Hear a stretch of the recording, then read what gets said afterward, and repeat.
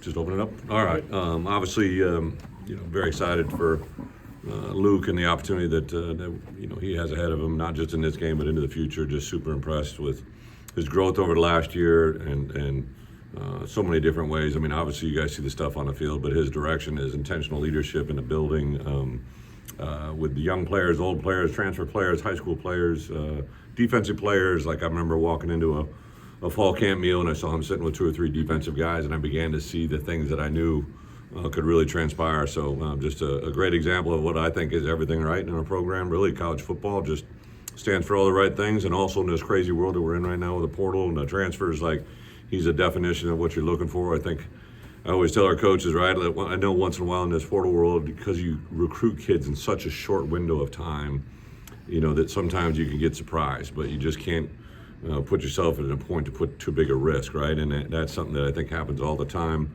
in this business we're in now. So really, really excited for him. It's an example of what we are and what we can be. So, as far as everything else, couldn't be more excited about. We just got another good practice in today. So today is kind of like a Tuesday of game week where we got 3 practices in last week. We got 3 practices in this week. We'll get 3 practices in now at the bowl game and the walk. So almost get 3 times the level of preparation. So you got to make sure you keep it kind of fresh, crisp, clean.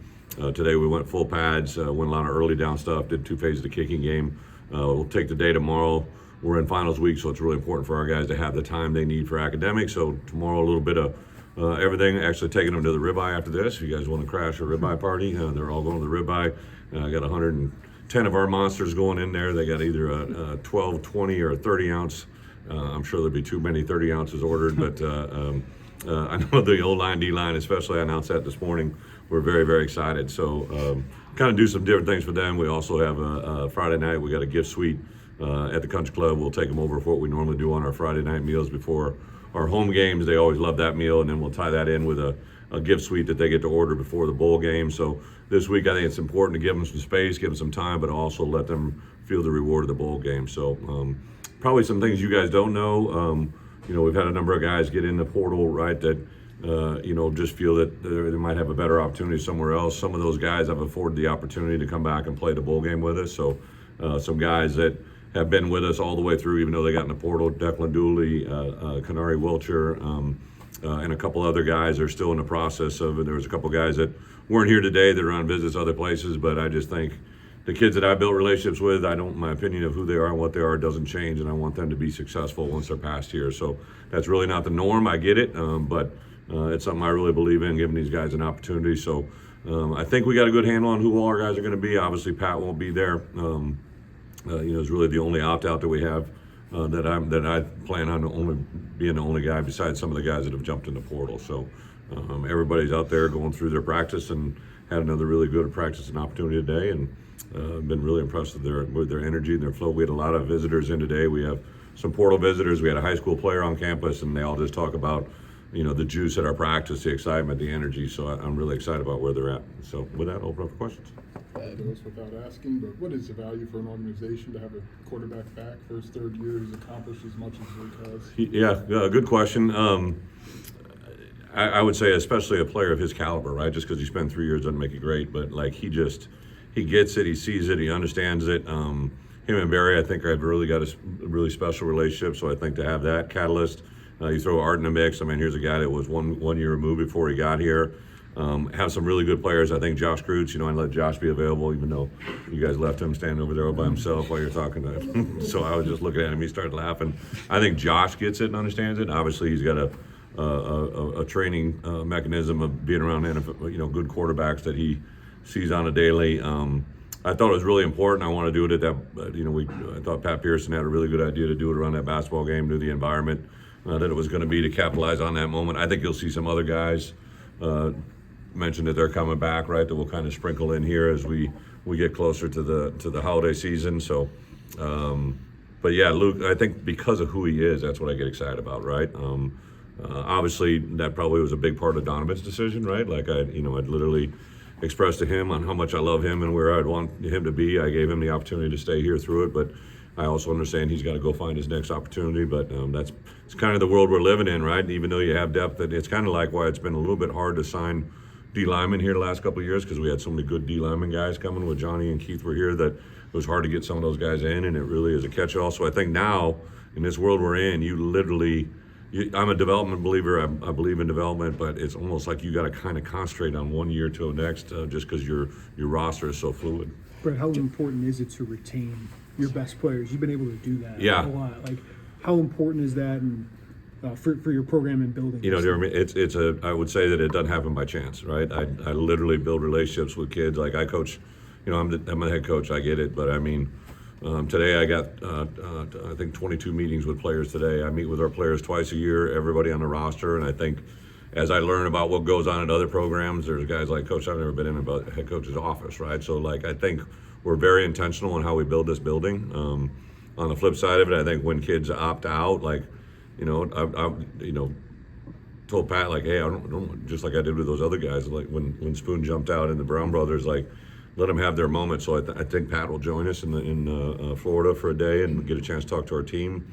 I think kids still gravitate. Everybody wants to talk about how the 18 to 22-year-old kid is different. I think they're the exact same. You just have to find a different way to connect with them, right? And I think they all still gravitate to truth and honesty and integrity.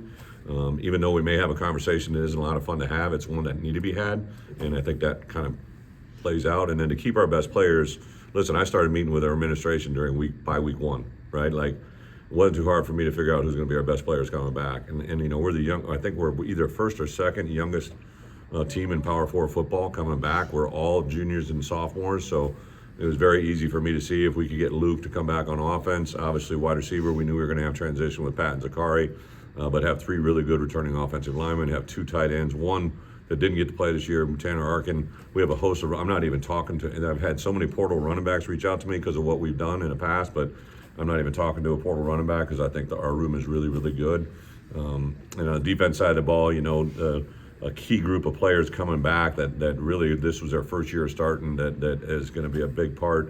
And then just a simple thing like Dylan getting banged up and having Crudsey and Malachi Hood come in. Now you know what they're capable of doing, which makes you even more excited. You got Miles Scott, Matt Crusaders, Matt Bailey, Xavier Scott, Caleb Patterson, Torrey Cox. You have 5 or 6, 7 DBs that have played a lot of really good football. That's usually the hard piece to find. So I couldn't be. And then obviously my retention of staff. Josh gave me the opportunity to do some things with our staff that I feel really good about being able to retain and keep those guys here, and it's a really fun time to be here. These bowl practices, which are obviously important. What's that? These bowl practices that Yep. every program loves them, but Yeah. you mentioned all the sophomores and juniors coming back. Can they have more value for this particular team because we've got that huge group that will be back? Absolutely, and then just got some key guys that have been right on the cusp, that haven't had a lot of reps, but we, for really last week in particular, we did a lot of work with our 2s and 3s, kind of treated it as a bye week. Our 1s still got a lot of reps, but we really tried to develop some of those younger guys, and I think, you never know how a year from now that's going to pay off for you, right? They know that you're coaching them, building them, and breeding them.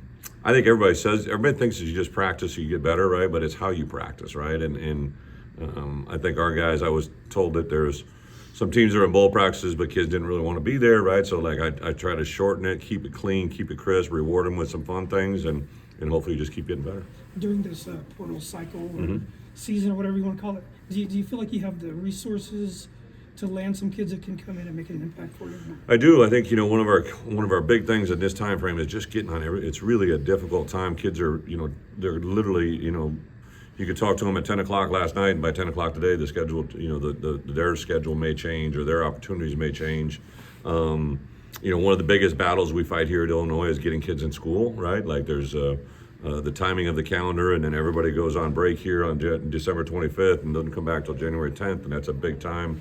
We also have some rules within our university that really structure and restrict us getting older players. So like Zakari Franklin wanted to possibly come here 2 years ago, and we couldn't get him in because of the hours he had passed. So we actually had to let him go to Ole Miss, which comes crazy, right? And he then graduated and came here as a grad player, right? So, Art Sikowski was the first kid that had ever done that here at the University of Illinois. When I signed him, we had to go through a litany of jungle gym jump through hoops to get him here, and then he had to do a lot academically. So that's the part that's very frustrating for me. It's one thing to have a kid that wants to come here and then because of some mental gymnastics that haven't been ironed out, that you can't get them here. That's very frustrating.